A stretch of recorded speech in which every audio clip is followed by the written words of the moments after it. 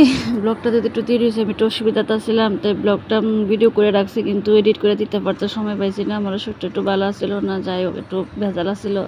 তো প্রথম ব্লগটার মধ্যে কইছি যে আমার বাড়িতে মানে বাপের বাড়িতে অনুষ্ঠান আছে, কি অনুষ্ঠান এটা নেক্সট ব্লগে আপনারা দেখলে কইতে পারবেন। তো এখন মানে কি জয় জগন্নাথ মানে গোপাল রাধাকৃষ্ণরই একটা অনুষ্ঠান করবে। তো এই আইতে মানে জগন্নাথ বাড়ির থেকে লোক আইতেছে, মানে বড় মহারাজ যে আইব তানে কলকাতা তানে মায়াপুর তারে থাকে যেন কিছুদিনের জন্য আগরতলা আইছে মানে আশ্রমে। তো আশ্রম থেকে আমার মাও আশ্রমের একজন শিষ্য। তো এই আইসে তাদের আরাধনা করছে, ধূপ ধূপ প্রদীপ ফুল দিয়া তাদের বড় মহারাজ যে তাদের আরাধনা করতেছে। তাদেরও শরীরটা বেশি ভালো না, বয়স হয়েছে তো একটু নরম নরম, তো তাদের একজন ধৈর্য আনো লাগতেছে। মা অনেক রিকোয়েস্ট করার পরে তাই আইসে। তো তো আমাদের বাড়িতে অনুষ্ঠান হয়েছে জগন্নাথ মানে রাধাকৃষ্ণরই একটু ভোগ দিব আর একটু আরতি পাঠ পাঠ আর কীর্তন গাইব। তো এই দিন খুব প্রচণ্ড গরম আসলো, অনেক গরম আসলো, সারা বাড়ি ফাঁকা দিই না কিন্তু তবু থাকুন জানে মানে এদিনকার টেম্পারেচার মানে হাই আসছিল।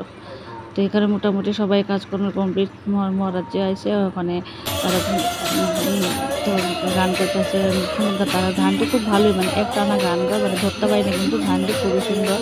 এবং পাঠের মধ্যে অনেক কিছু বোঝানোর আছে, ঠাকুরের বাস্তব সংসারের অনেক কিছু বোঝানো আছে, মন দিয়ে শুনলে পাঠটি ভালোই লাগে। তো আমিও সেখানে পাঠ শুনতেছি, ভিডিও করতেছি।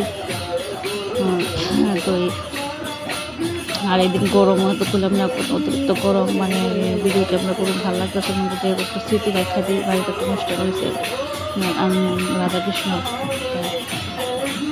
তুললাম। তো ওখানে মোটামুটি সবাই কাজে কর্মে মোটামুটি শেষের পথে। তো এখানে আমার রান্নাও মোটামুটি হয়ে গেছে গা। তো এখানে আবার তারা সিস্টেম কি, তারা অন্য কেউ রান্না করলে তারা মানে খায় না আর কি। তো এখানে মহারাজজি মানে জয় জগন্নাথ আশ্রম থেকেই লোক পাঠাইছে, জগন্নাথ আশ্রম থেকে লোক পাঠাইছে, মানে তা নিয়ে রান্না করতেছে যে আমরা যদি রান্না করি তারা খাইতো না, মানে মহারাজজি তারা খাইতো না। তারা 20-25 জন তারা আইসে, তারা লোক পাঠিয়ে তারা দিয়ে তারা রান্না করবো, যদি আমরা ধরি এটা তারা খাইতো না আর কি, মানে এরকম সিস্টেম। তো যাই হোক তারা অনেক সকালবেলায় আইসে।